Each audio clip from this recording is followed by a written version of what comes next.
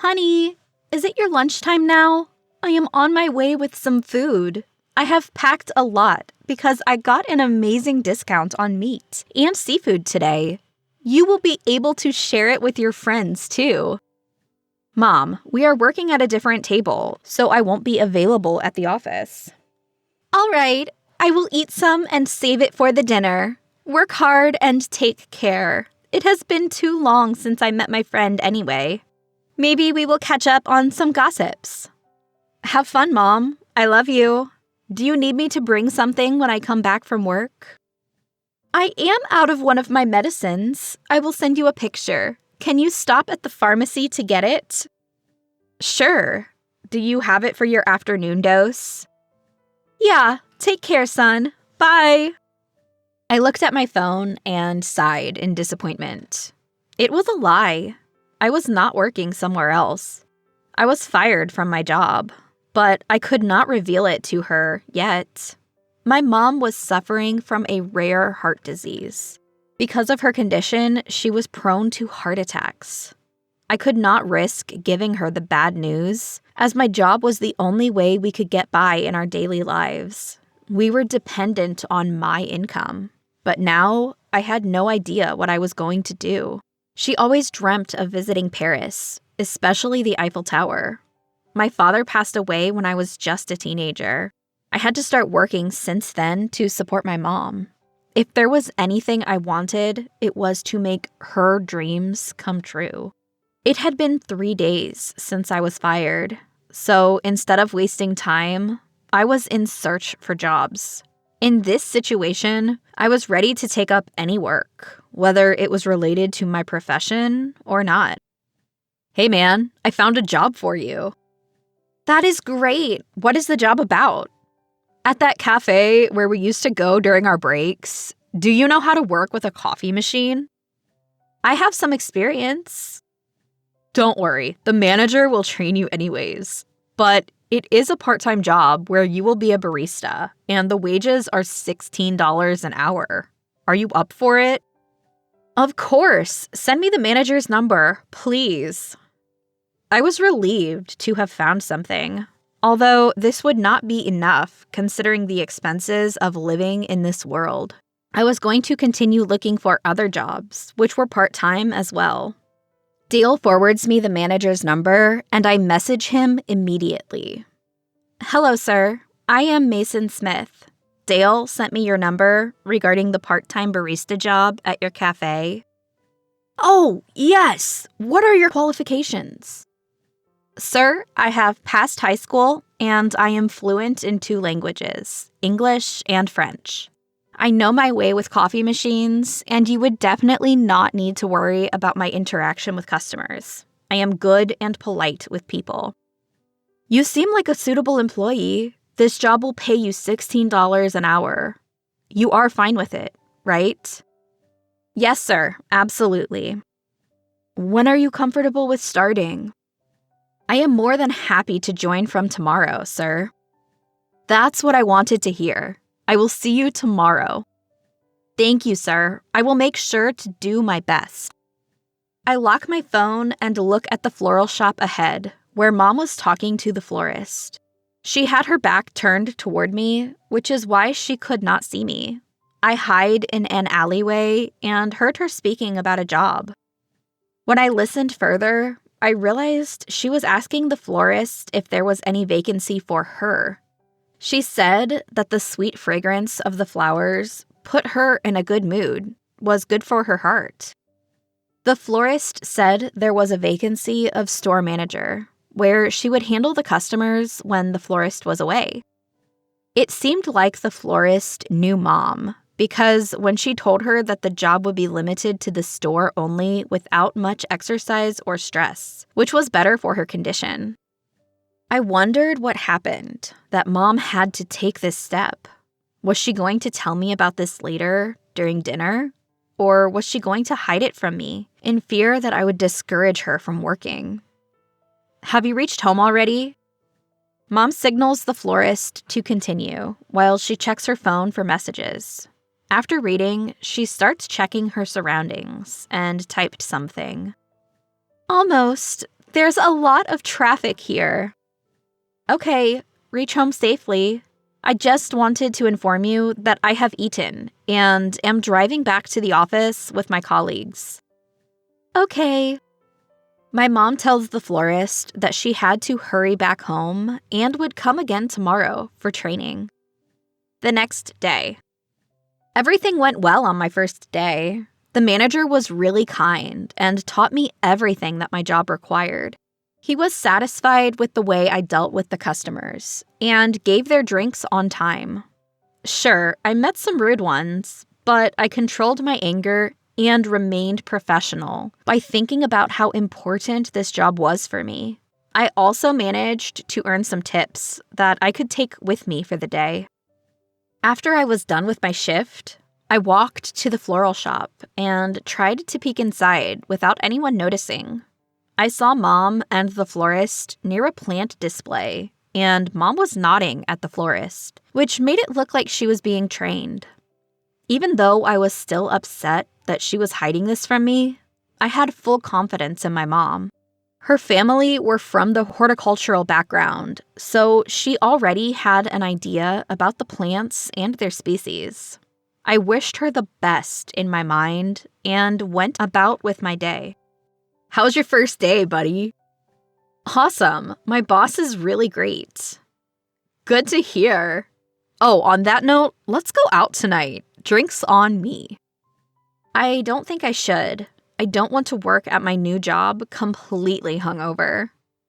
You have me, brother. I will make sure we just have some fun and not go over limits. I, too, have to tend to a few clients the next day. Okay, send me the location. Dale sends me an address that I was familiar with. I send him a confirmation and walk to the bus stand. Later that night, we met and chatted for what seemed like hours. Honestly, I was envious of him that he still had his job while I had to struggle. But then I thought about how he helped me find my recent job and felt really grateful. Dale was true to his words. We only had a few drinks and exited the bar. We walked to continue our chat until we reached the lane where the floral shop was. I saw that the door was open and a few plant pots were smashed on the ground. It was unusual, so we both went to check it out. But what I saw made me see red. A burglar had pointed his knife toward Mom. Before I could strike, he put Mom in a chokehold and pointed a knife at her throat. "Back off," he said. Dale ran out of the store while I moved back a little. I felt betrayed by him, but my focus was on saving my mom. The thief suddenly pushed her forward, causing her to stumble over a pot and hitting her head on the shelf. I ran toward her and saw that she was bleeding from the hit. The thief tried running out of the back door, but was caught by Dale, who I idiotically assumed had left me on my own. I fixed it in my mind to apologize and thank him once again. "Mason, take your mom to the hospital. Now! I will deal with this bastard," Dale assured me. I managed to flag down a cab and asked him to hurry to the nearest hospital. When we reached, I asked him to wait while I admitted my mother. The ward boy sees me and brings a stretcher toward us. I place Mom on the stretcher and quickly pay the driver. We got her checked and the doctors stitched her wound, cleaning it up after. I sat beside her on the bed and held her hand while crying. "Why were you out so late? Why didn't you come home early? Did the florist make you close late?" I bombarded her with questions. "I am sorry I didn't tell you this before. I was so scared when that man entered and threatened me." Dale had arrived and was standing beside me. The police were dealing with the thief currently. As he was talking to Mom, the doctor called me to talk about something. "You must know your mother has been suffering from a heart disease." "Yes, doctor." "I am really sorry to inform you, but your mother has a few months left. We took a few sonographs and x-rays just in case, but we found that her disease has worsened. Unfortunately, there is no cure at this stage. We could only hope for a miracle to happen. The ground beneath me slipped away. My world was destroyed. Please don't say that. I beg you, doctor. Please save her. We contacted a different and experienced doctor, but he too has the same reply. We can't do anything now. We are very sorry. The doctor walked away while I lost my balance and fell down. I scooted and sat against a wall, rethinking and reliving the doctor's words. I could not believe that I was going to lose her soon. Dale comes around while finding me and saw me on the floor. I tell him what the doctor said, and he hugged me. As much as we don't want to believe it, she has a little time left now.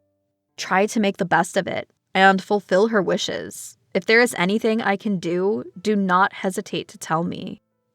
She treated me like her own son and was there for me during my hard times, so I want to thank her for that.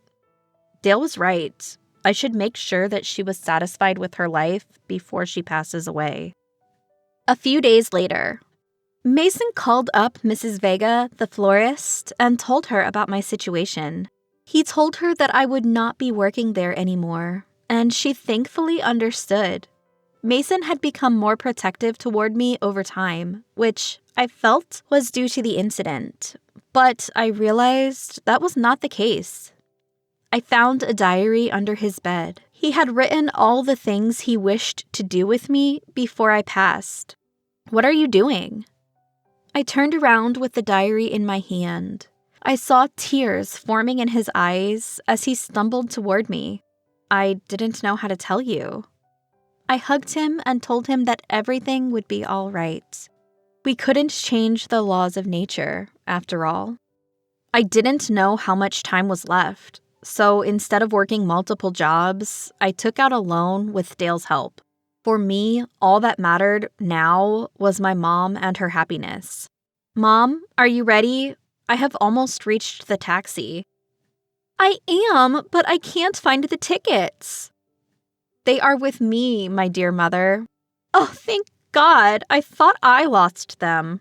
I am here now. I bring the luggage with me as I tell my mother to sit in the cab. When we reach the airport, Dale calls me.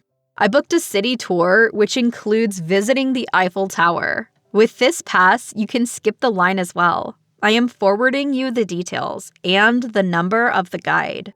You are damn amazing. My whole life would never be enough to repay you back. Thank you, my friend. I will never forget this until my last breath. Come on, man. Just enjoy with your mom and forget about the future. I wish you the best. A few hours later, we were fatigued from the extreme jet lag. I quickly checked in the hotel and told Mom to rest after giving her the medicines. I stood on the balcony and glanced at the beautiful sunset in Paris. This might be my last vacation with Mom, and I was thankful to share these moments with her.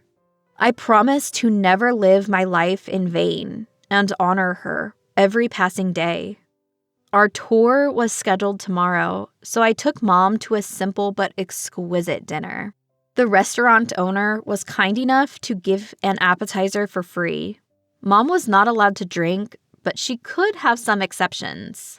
When we were done, we took a stroll around the night market. I bought her a silver pendant that was butterfly-shaped. She said that butterfly symbolized freedom and eternity. There were some performers on the street playing great music. I joined them in the dance and asked for Mom's hand.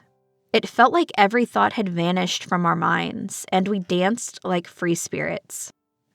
The next day, while we were on our tour, Mom kept feeling restless. I offered, more like begged her, to stop the tour in between, but her only reply was, "I don't want Dale's efforts to go in vain." She is so stubborn. What happened? She doesn't feel well, yet she wants to continue with the tour. She is posing for pictures, too. I send him the pictures. She seems to be having fun. Don't spoil it for her, but make sure to observe her closely to provide emergency aid in time. Yeah, I will. The day passed quickly, and the moon was out. Luckily, nothing unusual happened further with her health. Mom was excitedly standing in front of the Eiffel Tower, along with many other tourists. The lights of the tower turned on, and the crowd started taking videos and posing before it. Mom chose to live in the moment and enjoy it to the fullest. When we came back to our room, Mom hugged me. "Thank you for this, dear. This was the best day of my life. I won't complain even if I died tomorrow." I shook my head and told her not to say those things. We still had so many places to go and other things to experience as well. I tucked her in bed, kissing her forehead, and wished her good night. Next morning. After freshening up, I had gone down to the hotel restaurant to bring Mom her breakfast. When I brought it, I placed the tray on the table by the TV and walked to the bed to wake her up. Even after numerous calls and pokes, she did not budge. I wasn't going to jump to any conclusions yet, so I checked whether she was breathing or not. My soul left my body when I checked her pulses too. She was gone. I rang up Dale and informed him. My voice was cracking and my head felt like splitting open because I struggled with controlling myself. Dale told me to call the emergency services and let them perform the required procedures. Everything happened so fast. My memories of the incident had gotten blurry. Days passed, and when I came to my senses, I saw Mom being buried and the soil being put over her coffin. The authorities had helped with her funeral arrangements. They gave me an option to either bring her body back to our hometown or just bury her here. She was the happiest when she was here, so I chose the latter. I placed a rose on her grave and promised to visit her every month. Holding her pendant in my palm, I looked at it one last time before placing it on the grave as well. I hope you are at peace now, Mom.